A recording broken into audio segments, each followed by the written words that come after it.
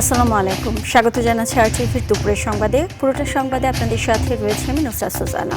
সশস্ত্র বাহিনী কোনো ব্যক্তি, দল ও পরিবারের সম্পদ নয় বলে মন্তব্য করেছেন প্রধানমন্ত্রী তারেক রহমান। তারা রাষ্ট্রের স্বাধীনতা ও সার্বভৌমত্ব রক্ষার জন্য গঠিত জাতীয় প্রতিষ্ঠান বলে জানান তিনি। ঢাকা সেনানিবাসে সশস্ত্র বাহিনীর দরবারে তিনি একথা বলেন। পিলখানা হত্যাকাণ্ড চালিয়ে সেনাবাহিনীকে দুর্বল করে দেওয়া হয়েছিল। ঘটনার পরের শাসনামলে নানা কর্মকাণ্ড করে সেনাবাহিনীকে বিতর্কিত করার চেষ্টা করা হয়েছিল বলেও মন্তব্য করেন প্রধানমন্ত্রী। আরও জানাচ্ছেন শাকিলা করিম। দায়িত্ব গ্রহণের পর রোববার সকালে প্রথমবারের মতো সেনাবাহিনীর দরবারে অংশ নেন প্রধানমন্ত্রী তারেক রহমান। এ সময় ঢাকা সেনানিবাসে কর্মরত জ্যেষ্ঠ সামরিক কর্মকর্তা সহ অন্য কর্মকর্তারা উপস্থিত ছিলেন। প্রধানমন্ত্রী বলেন, সেনাবাহিনীর মূল দায়িত্ব দেশের নিরাপত্তা ও সার্বভৌমত্ব রক্ষা করা। এক্ষেত্রে কোনো ধরনের রাজনৈতিক প্রভাব বা বিভাজন গ্রহণযোগ্য নয়। আমরা এমন সক্ষমতা অর্জন করতে চাই যা কেবল সীমান্ত রক্ষায় সীমাবদ্ধ থাকবে না, বরং আমাদের ক্রেডিবল ডিটারেন্স, সম্ভাব্য প্রতিপক্ষকে আমাদের উপরে আক্রমণ করার চিন্তা থেকে নিরুৎসাহিত করবে। আজ এবং আগামীর বৈশ্বিক চ্যালেঞ্জ সামনে রেখে জনস্বার্থ ও সার্বভৌমত্ব রক্ষায় আমরা প্রতিরক্ষা নীতিকে সম্পূর্ণভাবে ঢেলে সাজাতে চাই। অতীতে বিভিন্ন সময় নানা ঘটনা ও কর্মকাণ্ডের মাধ্যমে সেনাবাহিনীকে দুর্বল ও বিতর্কিত করার চেষ্টা করা হয়েছে। বিশেষ করে পিলখানা হত্যাকাণ্ড ছিল সেই চেষ্টার অন্যতম ঘটনা বলে উল্লেখ করেন তারেক রহমান। 2009 সালে বিডিআর পিলখানায় পরিকল্পিত সেনা হত্যাযজ্ঞ চালিয়ে সেনাবাহিনীকে দুর্বল করে দেওয়া হয়েছিল। এরপর দীর্ঘ 1.5 দশকের শাসন শোষণের সময় দেশের সশস্ত্র বাহিনীকে বিতর্কিত করার অপচেষ্টাও চালানো হয়। এ সময় সশস্ত্র বাহিনীকে রাষ্ট্রের স্বাধীনতা ও সার্বভৌমত্ব রক্ষায় গঠিত একটি জাতীয় প্রতিষ্ঠান বলে উল্লেখ করেন তিনি। দেশের স্বাধীনতা, সার্বভৌমত্ব নিরাপদ এবং সমন্বিত রাখতে শক্তিশালী সশস্ত্র বাহিনীর পাশাপাশি দেশের নাগরিকদের রাজনৈতিক এবং অর্থনৈতিক ক্ষমতা উন্নয়ন নিশ্চিত থাকা জরুরি। বর্তমান সরকার সশস্ত্র বাহিনীকে আরও শক্তিশালী করতে চায়। আমাদের সরকারের ভিশন হলো একটি আধুনিক, প্রযুক্তি নির্ভর এবং দ্রুত প্রতিক্রিয়াশীল সমন্বিত বাহিনী গড়ে তোলা। বর্তমান এবং 24-এর 5 আগস্ট পরবর্তী পরিস্থিতিতে সেনাবাহিনী যথাযথভাবে দায়িত্ব পালন করেছে। ভবিষ্যতে নির্বাচন সহ জাতীয় গুরুত্বপূর্ণ সময়ে বাহিনীর ভূমিকা আরও স্বচ্ছ, নিরপেক্ষ ও পেশাদার হওয়ার আহ্বান জানান প্রধানমন্ত্রী তারেক রহমান। আত্মমর্যাদা এবং শাকিলা করিম, আরটিভি, ঢাকা। শেরপুর ও বগুড়ার উপনির্বাচনে বিজয়ী নবনির্বাচিত 2 এমপি ত্রয়োদশ জাতীয় সংসদের সদস্য হিসেবে শপথ নিয়েছেন। আজ দুপুর 12টায় জাতীয় সংসদ ভবনের 4র্থ তলায় স্পিকারের কক্ষে এই শপথ অনুষ্ঠান অনুষ্ঠিত হয়। স্পিকার হাফিজ উদ্দিন আহমদ নবনির্বাচিত শেরপুর 3 আসনের মাহমুদুল হক রুবেল এবং বগুড়া 6 আসনের রেজাউল করিম বাদশাকে শপথ বাক্য পাঠ করান। শপথ গ্রহণের পর 2 সংসদ সদস্য রীতি অনুযায়ী শপথ বইয়ে স্বাক্ষর করেন এবং স্পিকারের সঙ্গে করমর্দন করেন। শপথ অনুষ্ঠানে প্রধানমন্ত্রী ও সংসদ নেতা তারেক রহমান, স্বরাষ্ট্রমন্ত্রী সালাউদ্দিন আহমদ, ডেপুটি স্পিকার কায়সার কামাল, প্রধান হুইপ নুরুল ইসলাম মনি সহ অন্যান্যরা উপস্থিত ছিলেন।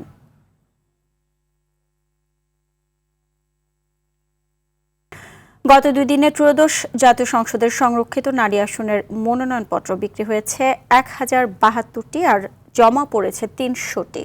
রোববার রাজধানীর নয়াপল্টনে বিএনপির কেন্দ্রীয় কার্যালয়ে সাংবাদিকদের এ তথ্য জানান দলটির সিনিয়র যুগ্ম মহাসচিব রুহুল কবির রিজভী। এ সময় তিনি জানান, বিগত সময়ে যাদের বিভিন্ন আন্দোলন সংগ্রামে অবদান আছে, বিএনপি রাজনীতির সাথে জড়িত ছিলেন, তাদেরকে মনোনয়ন দিবে দল। এ সময় গতকাল কণ্ঠশিল্পী কনক চাপার সাথে খারাপ আচরণ করায় দুঃখ প্রকাশ করে বিএনপি। যারা তার সাথে দুর্ব্যবহার করেছেন তাদের বিরুদ্ধে সাংগঠনিক ব্যবস্থা নেওয়া হবে। আন্দোলন সংগ্রামে অনেক অবদান আছে, রাজপথে তারা পরিশ্রম করেছেন, নিপীড়িত হয়েছেন, নির্যাতিত হয়েছেন, অগ্রাধিকার পাবে। হাম প্রতিরোধে চলমান টিকাদান কর্মসূচির মধ্যেও বাড়ছে আক্রান্ত রোগীর সংখ্যা। গত 24 ঘন্টায় হাম আক্রান্তে ময়মনসিংহ মেডিকেল কলেজ হাসপাতালে 2 শিশুর মৃত্যু হয়েছে। এ নিয়ে হাসপাতালে হামে চিকিৎসাধীন অবস্থায় মোট 12 শিশুর মৃত্যু হলো। এছাড়াও গত 24 ঘন্টায় আরও 26 শিশু হামের উপসর্গ নিয়ে হাসপাতালের আইসোলেশন ওয়ার্ডে ভর্তি হয়েছে। গত 24 ঘন্টায় সুস্থ হয়ে বাড়ি ফিরেছে 28 রোগী। ঝালকাঠিতে ক্রমেই বাড়ছে হাম আক্রান্ত রোগীর সংখ্যা। শিশুদের পাশাপাশি বড়রাও আক্রান্ত হয়ে হাসপাতালে ভর্তি হচ্ছেন। গত 24 ঘন্টায় 19 জন জেলার বিভিন্ন হাসপাতালে ভর্তি হয়েছেন। বরগুনায় নতুন করে হামে আক্রান্ত হয়েছে আরও 20 জন। জেলায় বর্তমানে 30টির বেশি শয্যা প্রস্তুত থাকলেও রোগীর সংখ্যা বাড়তে থাকায় চিকিৎসা সেবা দিতে হিমশিম খাচ্ছেন স্বাস্থ্যকর্মীরা।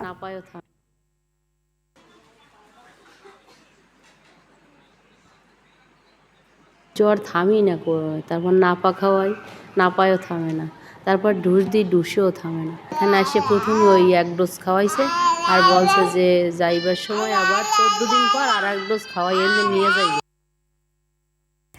দর্শক, এ নিয়ে আরও জানতে রাজশাহী থেকে সরাসরি যুক্ত হচ্ছেন সহকর্মী মোস্তাফিজ রকি হাসপাতালের সার্বিক পরিস্থিতিকে আমাদেরকে বিস্তারিত জানাবেন। সুজনা, স্বস্তির খবর হচ্ছে যে গত 72 ঘন্টায় রাজশাহী মেডিকেল কলেজ হাসপাতালে যে 2টি শিশু ওয়ার্ড রয়েছে, পাশাপাশি আলাদা আইসোলেশন ওয়ার্ড রয়েছে এবং আইসিইউ, এগুলোতে কিন্তু আসলে কোনো হাম লক্ষণ নিয়ে শিশু মারা যাওয়ার খবর আমরা পাইনি। ফলে গত কয়েকদিন ধরেই স্বজনদের মাঝে এক ধরনের যে উদ্বেগ, উৎকণ্ঠা এবং আতঙ্ক বিরাজ করছিল, সেটি কিন্তু এখন কমে এসেছে। এবং আমরা যদিও দেখছি যে মৃত্যুর সংখ্যা কমে আসলেও রাজশাহী মেডিকেল কলেজ হাসপাতালে প্রতিনিয়ত আসলে গড়ে 15 থেকে 25 জন করে হামের লক্ষণ নিয়ে কিন্তু শিশুরা ভর্তি হচ্ছে। এবং আপনি জানেন যে গত 24 ঘন্টায় রাজশাহী মেডিকেল কলেজ হাসপাতালে নতুন করে 15 জন রোগী কিন্তু আসলে ভর্তি হয়েছে এবং সুস্থ হয়েও বাড়ি ফিরেছেন 9 জনের মতো। এবং এখন পর্যন্ত রাজশাহী মেডিকেল কলেজ হাসপাতালে যে 2টি শিশু ওয়ার্ড রয়েছে, আইসোলেশন রয়েছে এবং আইসিইউ রয়েছে, সেখানে 154 জন মতন ভর্তি রয়েছে। এবং এই জানুয়ারি থেকে মার্চ পর্যন্ত যদি পরিসংখ্যান আপনাকে বলি, তো এখন পর্যন্ত হামের উপসর্গ নিয়ে 535 জন রোগী তারা কিন্তু এই হাসপাতালে চিকিৎসা নিয়েছেন। এবং এই হাসপাতালের বিশেষ করে যে আইসিইউ শয্যা, আপনি জানেন যে 18 শয্যা করা হয়েছে, যেটি আগে ছিল 12 শয্যা।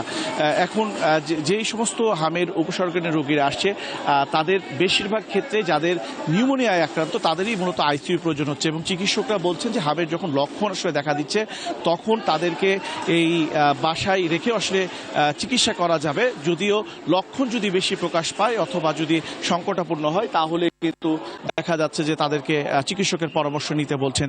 এছাড়াও যারা স্বাস্থ্য বিশেষজ্ঞ রয়েছেন, তারা বলছেন যে বিশেষ করে যারা শিশু বিশেষজ্ঞ রয়েছেন, তাদেরকে অনেকটা স্বাস্থ্যবিধি মেনে তারা আসলে যে শিশু রয়েছেন তাদেরকে চিকিৎসা সেবা দেওয়ার কথা বলা হচ্ছে। কারণ আপনি জানেন যে হাম অতীত অনেক আসলে সংক্রমিত একটি রোগ।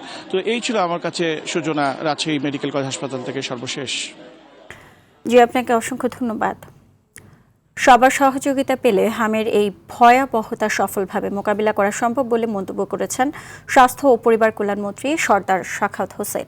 আজ থেকে ঢাকাসহ 4টি সিটি কর্পোরেশন এলাকায় শুরু হয়েছে হাম, রুবেলা বা এমআর টিকাদান কর্মসূচির 2য় পর্যায়।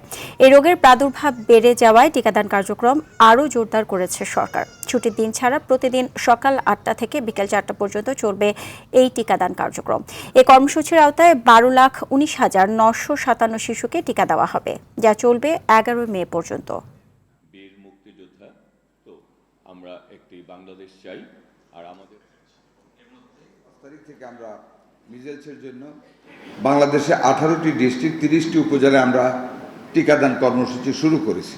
বাট আজকে কিন্তু আমরা সবচেয়ে ডেন্সলি এরিয়াটা শুরু করতে যাচ্ছি, that is Dhaka city corporation, Mymensingh city corporation and Barishal city corporation. আমরা আশা করি আপনাদের সবার সমন্বিত প্রচেষ্টায় আমরা মিজেলসের হাত থেকে আমাদের ভবিষ্যৎ বংশধর বাচ্চাদেরকে আল্লাহর রহমতে আমরা বাঁচাতে পারব। নেই কোনো বিশেষজ্ঞ চিকিৎসক, নেই রোগ নির্ণয়ের জন্য পরীক্ষা নিরীক্ষার প্যাথোলজিস্ট বা রেডিওলজিস্ট। এসব হাসপাতালে রোগী মারা গেলেও হয় না কোনো তদন্ত, উল্টো মরদেহ আটকে আদায় করা হয় লাখ লাখ টাকা। স্বাস্থ্য খাতে সেবার মান নিয়ে আলী হোসেনকে সঙ্গে নিয়ে মোহাম্মদ সাইমের ধারাবাহিকের আজ দেখবেন প্রথম পর্ব। ছবি তুলেছেন নাজমুল হোসেন সাইমন। উত্তরা জেনারেল হাসপাতাল প্রবেশ করতেই ফার্মেসিতে দেখা মেলে টোস্ট বিস্কুট সহ মুদি মনোহারি পণ্যের, তবে নেই কোনো ফার্মাসিস্ট। পেশেন্টের লোকের জন্য এগুলো দরকার, অভিজ্ঞতার উপরে চলতেছে। না, আমি ফার্মাসিস্ট না, নতুন আসছে। নেই পরিবেশ অধিদপ্তরের ছাড়পত্র, তবুও মিলেছে হাসপাতাল পরিচালনার নিবন্ধন। ভেতরে যেতেই হাসপাতালটির জিএম শাহিনের আবদার, না পরিবেশে যে দেখবো কেন, আপনার কাছে আছে কিনা সেটা জিজ্ঞেস করছি। একটা হসপিটাল রানিং হলে সে ওরা টোটাল সব কিছু ইনভেস্টিগেশন করে এসে কাগজটা দিতে সব জমা হাতে পাইনি। এটাকে ভালো চোখে দেখায় আপনি বলেন ভাই, তো আপনারা যেই জায়গাতে আছেন সেই জায়গা ইনশাল্লাহ আমাদের খুব কাছে পরিচিত জায়গা, তাই না?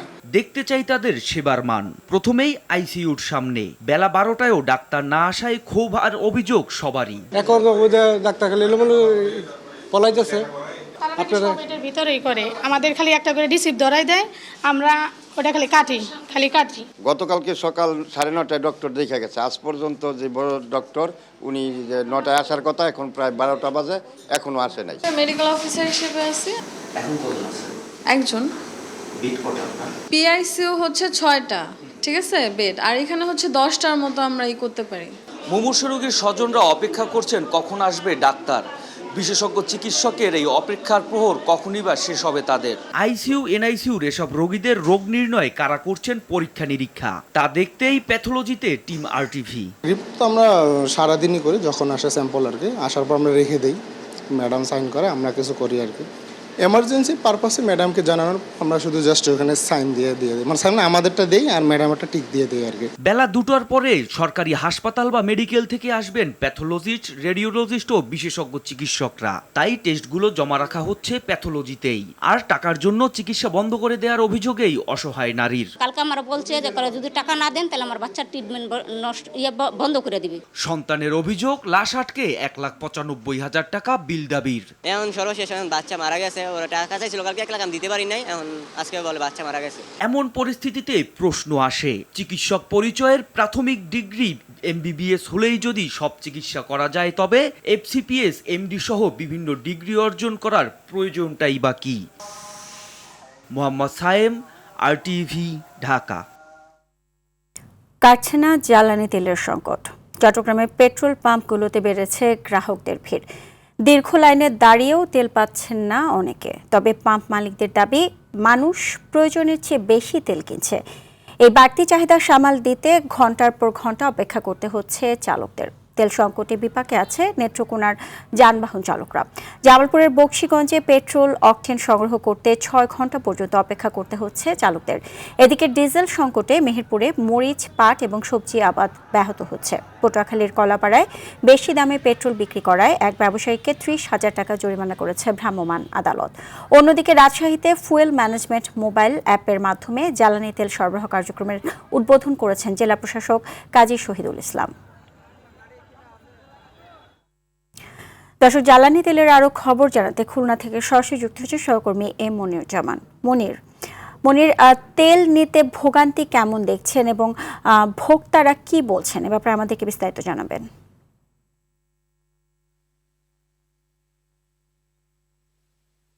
তেল সংকট দেখা দিয়েছে খুলনার প্রায় প্রতিটি পেট্রোল পাম্পেই কিন্তু তেল সংকট রয়েছে। প্রতিদিন সকাল থেকেই কিন্তু সারিবদ্ধভাবে দাঁড়িয়ে থাকতে দেখা যাচ্ছে বাইকার সহ বিভিন্ন যানবাহনের মালিকদের। আমি এই মুহূর্তে রয়েছি খুলনা নগরের নতুন রাস্তা মোড় এলাকায় এলেনা পেট্রোল পাম্পে। দেখতে পাচ্ছেন এই পেট্রোল পাম্পে কিন্তু সকাল থেকেই সারিবদ্ধ ভাবে দাঁড়িয়েছিল। তেল আসার পর থেকেই কিন্তু তেল দিচ্ছে পাম্প কর্তৃপক্ষ। দেখতে পাচ্ছেন এই পাম্পে কিন্তু আজ পেট্রোল এসেছে 4,000 লিটার, অকটেন এসেছে 3,000 লিটার এবং ডিজেল এসেছে 4,500 লিটার। এই তেল থাকা পর্যন্ত কিন্তু তারা প্রতিনিয়ত তেল দিয়ে যাচ্ছেন। তবে তারা যে কথাটি বলেছেন, তাদের যে তেল এসেছে এটা কিন্তু তাদের চাহিদার তুলনায় অনেক কম।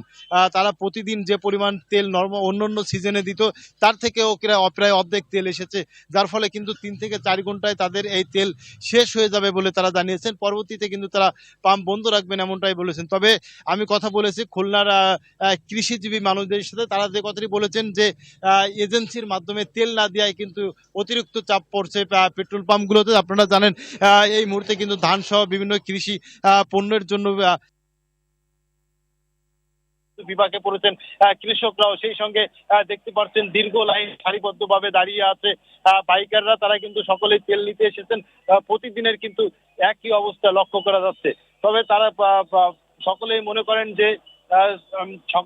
করেন যে খুলনা সহ দেশের যে সংকট দেখা দিয়েছে সেই সংকট অতি দ্রুতই কাটিয়ে উঠবেন, এমনটাই কিন্তু সকলে আশা করেছেন। সেই সঙ্গে যে সকল এজেন্সি রয়েছে এজেন্সিতে ডিজেল দেওয়ার জন্য কৃষক সহ সংশ্লিষ্ট সকলে সরকারের প্রতি দাবি জানিয়েছে। সুতরাং এই ছিল। অসংখ্য ধন্যবাদ আপনাকে। এবার মধ্যপ্রাচ্য সংঘাত প্রসঙ্গ। দীর্ঘ 21 ঘন্টায় আলোচনার পরও সমঝোতার পৌঁছাতে পারেনি ইরান ও যুক্তরাষ্ট্র। কোনো চুক্তি ছাড়াই পাকিস্তান ছেড়েছে দুই দেশের প্রতিনিধি দল। পরমাণু, হরমুজ প্রণালী সহ একাধিক বিষয়ে পার্থক্যের কারণে চুক্তি সম্ভব হয়নি বলে দাবি করছে আন্তর্জাতিক গণমাধ্যমগুলো। তবে চুক্তি না হলেও যুদ্ধবিরতি বজায় রাখতে আহ্বান জানিয়েছে পাকিস্তান ও অস্ট্রেলিয়া। এদিকে চলমান আলোচনার মাঝে লেবানন ও ফিলিস্তিনে ভয়াবহ হামলা চালিয়েছে ইসরায়েল। বিস্তারিত জানাচ্ছেন আব্দুল মালেক। 1979 সালের পর প্রথমবারের মতো যুক্তরাষ্ট্র এবং ইরানের সর্বোচ্চ পর্যায়ের নেতারা মুখোমুখি বৈঠক করলেন পাকিস্তানের ইসলামাবাদে। ঐতিহাসিক আলোচনায় যুদ্ধ বন্ধের সম্ভাবনা থাকলেও সেই ক্ষীণ সম্ভাবনাও ভেস্তে গেল উভয় পক্ষের দর কষাকষি আশানুরূপ না হওয়ায়। দীর্ঘ 21 ঘন্টার আলোচনার পরও সমঝোতায় পৌঁছাতে পারেনি ইরান ও যুক্তরাষ্ট্র, এমনটি জানিয়েছেন মার্কিন ভাইস প্রেসিডেন্ট জেডি ভ্যান্স।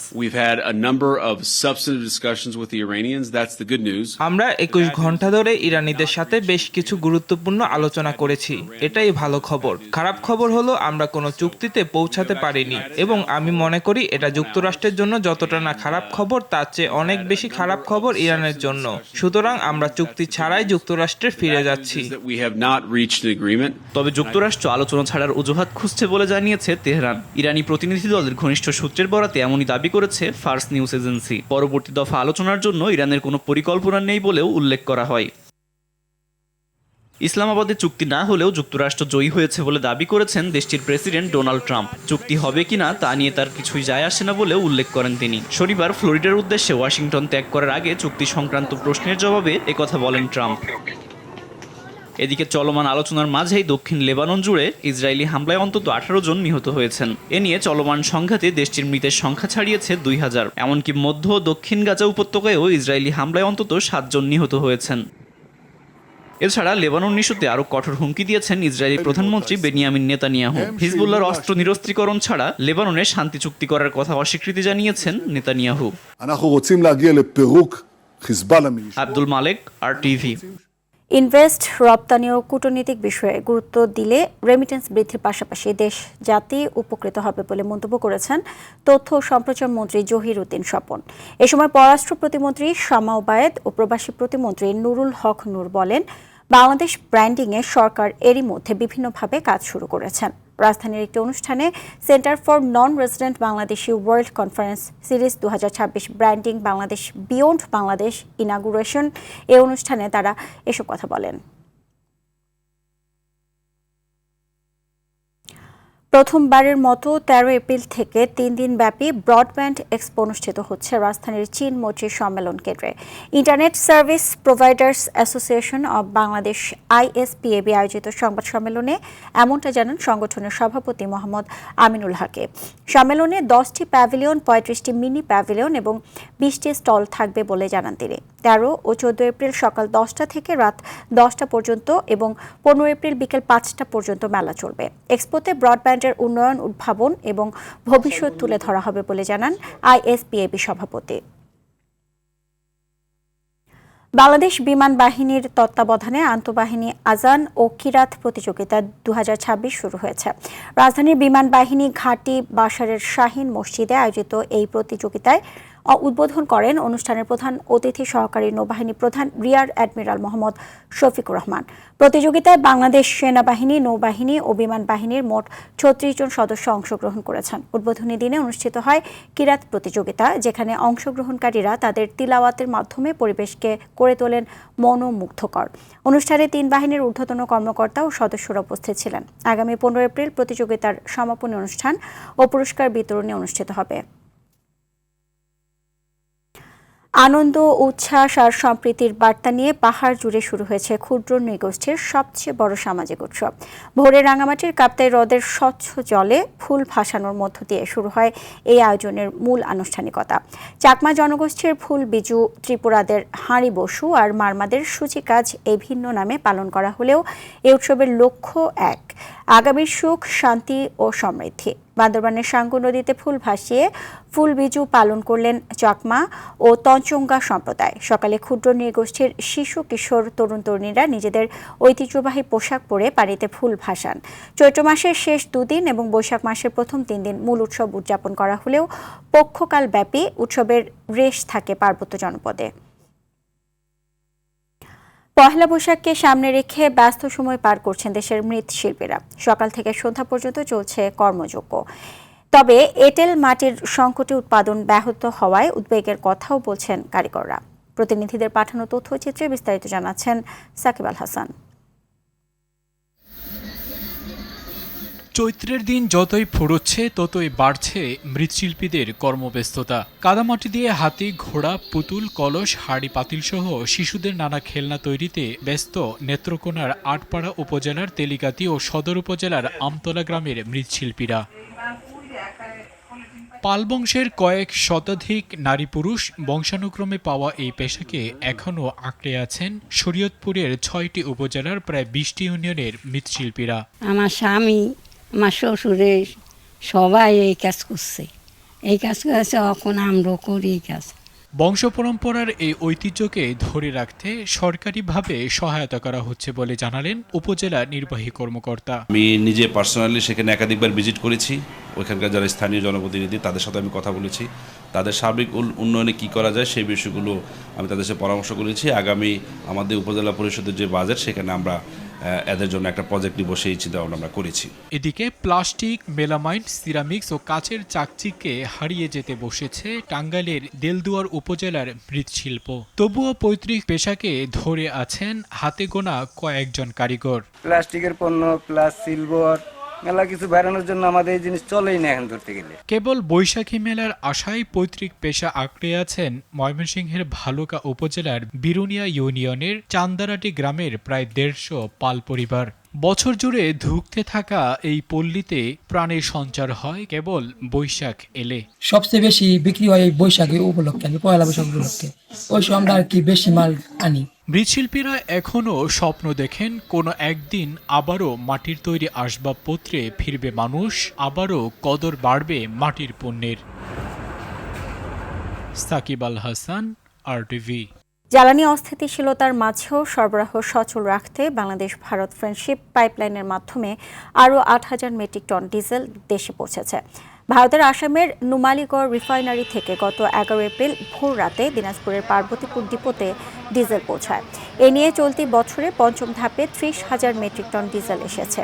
এই ডিজেল পার্বতীপুর ডিপোতে সংরক্ষণ করা হবে এবং পরবর্তীতে সেখান থেকে দেশের উত্তরাঞ্চলের 16টি জেলায় সরবরাহ করা হবে। সংশ্লিষ্টরা বলছেন এই পাইপলাইন চালু থাকায় জ্বালানি পরিবহনের সময় ও খরচ কমছে, পাশাপাশি সরবরাহ ব্যবস্থাও আরও সহজ ও নিরাপদ হচ্ছে। দুপুরের সংবাদে পর্যন্তই। জেলা সংবাদ বিকেল 4:45টায় দেখার আমন্ত্রণ রইল। এতক্ষণ সাথে থাকার জন্য সবাইকে ধন্যবাদ।